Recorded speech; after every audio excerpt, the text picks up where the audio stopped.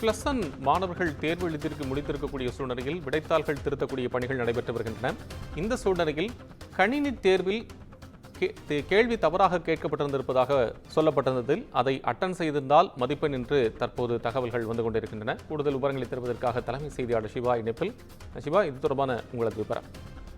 கோபால், தேர்வுத்துறையில தொடர்ந்து பல்வேறு குற்றப்படிகளும் குழப்பங்களும் ஏற்படுவதாகவே பார்க்க முடிகிறது. ஏற்கனவே 10ஆம் வகுப்பு சமூக அறிவியல் பாடத்துல தேர்வு எழுதிய மாணவர்கள் ஒரு கேள்வியை அட்டன் செய்திருந்தாலே அவர்களுக்கான மதிப்பெண் வழங்கப்படும். ஒரு மதிப்பெண் கேள்வியில தவறான சில வார்த்தைகள் இருந்தது என்பதை சுட்டிக்காட்டி அதனை அட்டன் செய்திருந்தாலே அவர்களுக்கான மதிப்பெண் வழங்கப்படும் என்று ஏற்கனவே தெரிவிக்கப்பட்டிருந்தது. அதனுடைய தொடர்ச்சியாக தற்போது 11ஆம் வகுப்பு கணினி அறிவியல் தேர்வு எழுதிய மாணவர்களுக்கும் அந்த கணினி அறிவியல் தேர்வுல இருக்கக்கூடிய ஒரு கேள்வியை அட்டன் செய்திருந்தால் அவர்களுக்கு 2 மதிப்பெண்கள் வழங்கப்படும் அப்படிங்கிற ஒரு விஷயத்தை தேர்வுத்துறை தற்போது அறிவித்திருக்கிறது.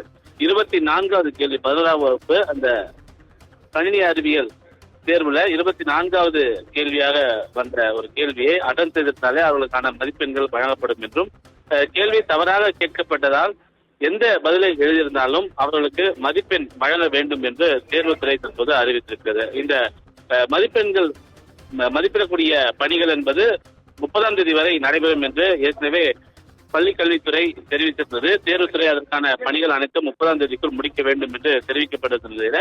இந்த 11ஆம் வகுப்பில் தேர்வில் 24வது கேள்வியில் பல்வேறு தவறுகள் இருந்த காரணத்தினால் அதை அட்டன் செய்ததாக 2 மதிப்பெண்கள் மாணவர்களுக்கு வழங்கப்படும் என்பதை தேர்வுத்துறை அறிவித்திருப்பது தற்போதைய அண்மை செய்தியாக பார்க்கப்படுகிறது. கோபால், அண்மை விவரங்களுக்கு நன்றி சிவா.